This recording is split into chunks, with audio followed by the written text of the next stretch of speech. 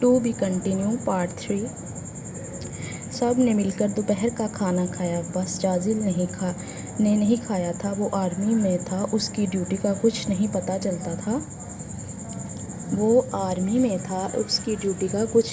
चलता था।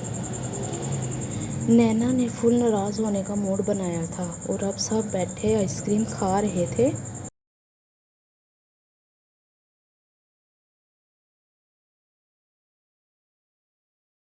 नैना बेटा, अब आपकी पढ़ाई भी पूरी हो गई है तो क्या ख्याल है अब आपको अपने घर ना ले आए? मिस्टर ज्यू नैना से बोल रहे थे। टे और ममूना हंसने लगी।